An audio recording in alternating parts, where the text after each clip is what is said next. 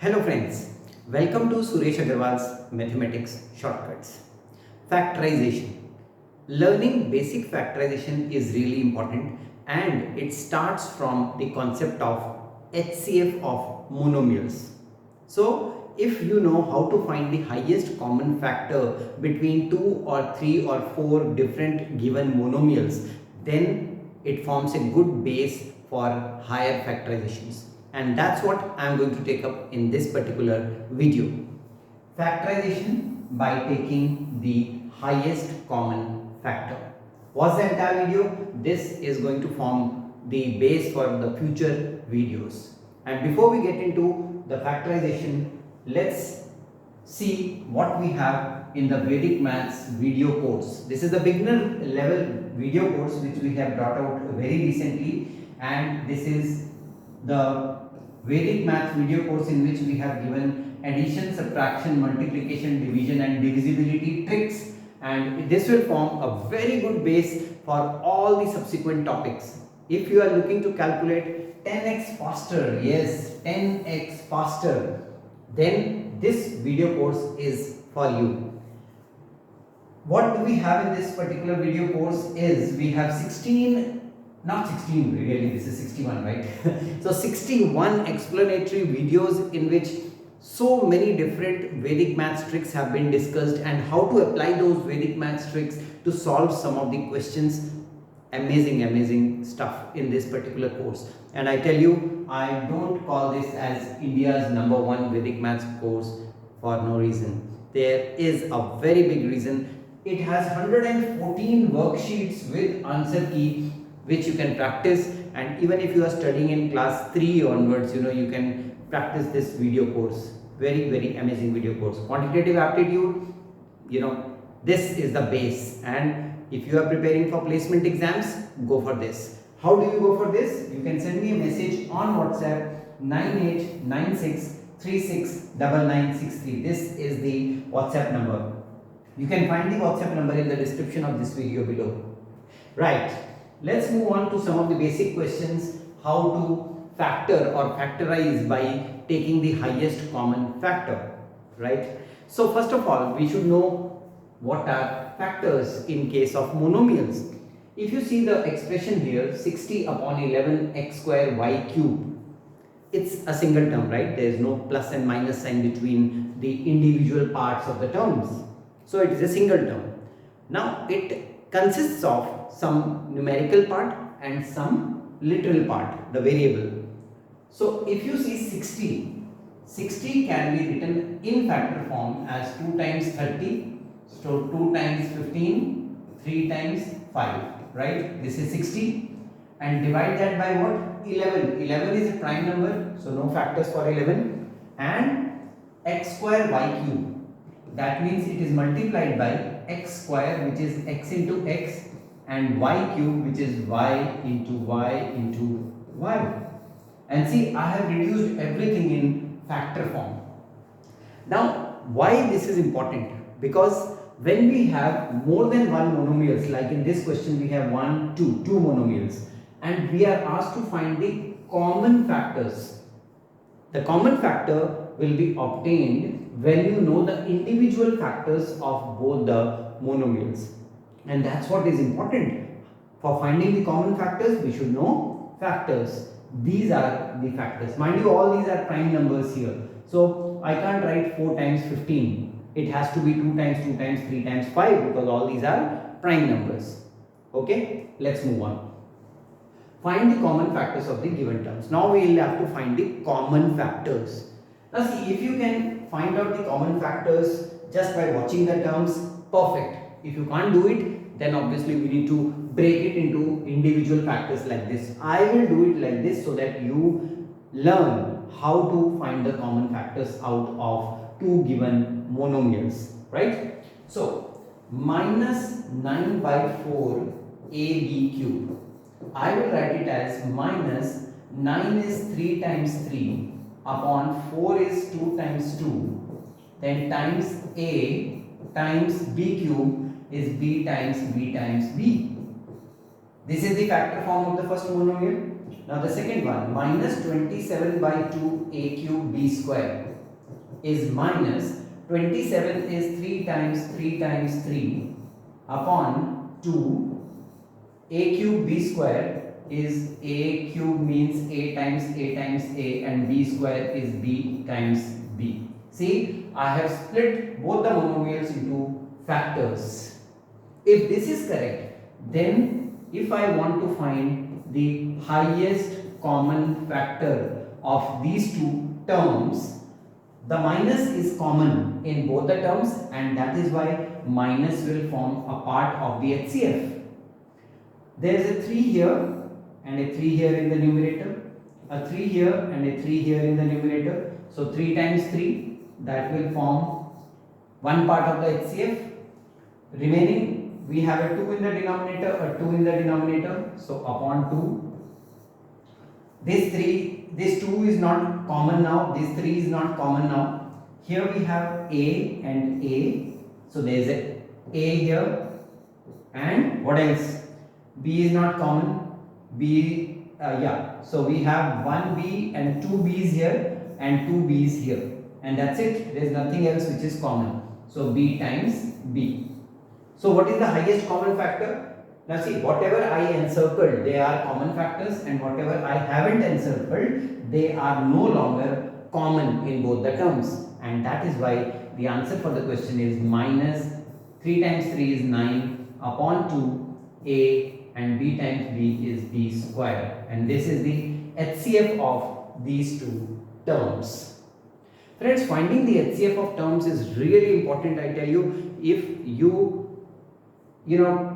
master this competency, then the factorization will slowly get little difficult and you will feel more comfortable, because you can find the HCF mentally and quickly, right? Let's see some more questions. Here we have factorize. So we need to factor something, factorize, okay? So we need to reduce an expression into factors. So what do you mean by factorize? Whenever you are given an expression and you are trying to reduce it in terms of factors, this process is known as factorization. So we'll try to reduce this expression into factors. What is the method? By taking out the HCF, the highest common factor, and similar here also we have to take out the HCF, right?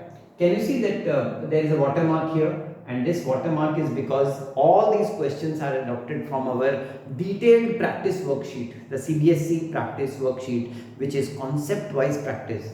You know my WhatsApp number. To get all those stuff, here in the description you can find the WhatsApp number. Okay, so let's see. If I see here these two terms, there is one term here and one term here, there is a negative here and a negative here. So when we factorize this, the negative sign will be a part of the highest common factor, and 7 in the numerator, 9 in the numerator, they both are co-prime numbers. 7 and 9 don't have any common factor between them, right? So if there is no common factor, then the common factor is 1. Always remember, highest common factor. If there is no visible common factor, then comes the invisible common factor, which is 1. And in the denominator, obviously you can see a 2 here, so I will write upon 2, right? That is the literal part, I mean the numerical part. And the literal part now, a square b square c and a b square c square. Let's see what are the common factors. Now always remember one thing. When you have x raised to power 4 in one term and x square in the other term, the common factor will only be the one which contains the lower exponent. Like here we have x square, this is lower power, right? And this is the higher power of x, 4. So the highest common factor of these two will be x square, the lower power of the common base, okay? Likewise, if you apply this concept here, a square and a square and a means a power 1, right? So what did I tell you? The lower power will be the HCF. So HCF will be a power 1, which is just a.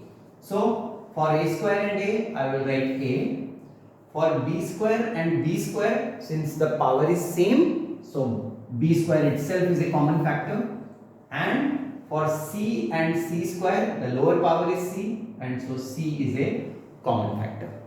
Understood? This is how you find the common factor. We are not done yet, okay? We have to factorize. We have just taken out the HCF. Okay, let's make some space here just to write the other steps. Fine. Here we have the next part of our answer. So now I need to write what happens to the expression when I take out this common factor. Okay. Now look at the first factor here, minus 7 by 2 a square b square c. Out of this term, I have taken out the minus, I have taken out the 1, the 2, the a, the b square and the c. This is the highest common factor. So what am I left out with? Negative is gone, 2 is gone, one of the a's is gone, b square is gone, c is gone. So what am I left with? I am just left with a 7 and a 7 and a. See, nothing else is left out. So I will write 7a in the bracket. So whatever is left out from the first term after taking out the HCF, if you divide the first term by the HCF and cancel out the common factors between them, you will get the leftover, that is the term to be written in the bracket. Then the minus is already out, right? So it becomes plus. Next term is 9 by 2ab square c square, and I took out what? It's minus, right? So minus 1 by 2ab square c. So you can see 2 cancelling out, minus cancelling out, so we have a 9 left out, right? A and a goes, b square goes, and a c is left out here in the numerator. So c, and that's it. This is the factorization of this particular expression. Lot of things to take care about. One, how to factor the individual terms. Second, how to find what is the highest common factor out of these two terms. Third, how to find out which term is the left out term after taking out the HCF of these two terms in the expression. And so this and this, they form the factors of this expression, and that is called factorization. Likewise, we have another question here. You can see in the numerical part 4 and 8. Pretty easy to remember, right? 4 and 8, they go into the table of 4, right? They go into the table of 2 also, but that is not the highest common factor. It is a common factor. 2 is a common factor of 4 and 8, but it is not a highest common factor. The highest one is 4. 4 and 8 go into 4. So I will take out the 4 as the highest common factor. Between x and x square, I told you the lower power comes in the HCF. So x, and between y square and y, it is y. And look at this complete bracket, 3x plus 8y, and here also you have 3x plus 8y. So this complete bracket actually is a part of the highest common factor because it exists in both parts of the given expression. So remember, even a binomial can be a common factor if it exists in all the parts of the expression. So a bracket can also be a part of the highest common factor. Okay. Now we have to find out what are we left with when we take this as the common factor. So from the first part, 4 is gone, x is gone. From y square, y is gone. So there is one y left out here, and this bracket is gone. From the second part, plus. From 8 we have taken out 4, so 8 divided by 4 is 2. X square divided by x is x. Then y is gone and the bracket is gone, and so we have the factor form of this particular expression. Lots and lots of work to be done, friends. It is not that easy, and when you start learning the concepts, when you start learning the basics, the things which come in the advanced level, they become little easy. So wait for more such amazing videos for the next part, and until then you can study from the worksheets which we have brought out. Do share this video with your friends. Do subscribe the channel and click the bell shaped icon for getting all the notifications on your mobile. Thanks for watching this video, friends, and wait for the next part of factorization. All the best.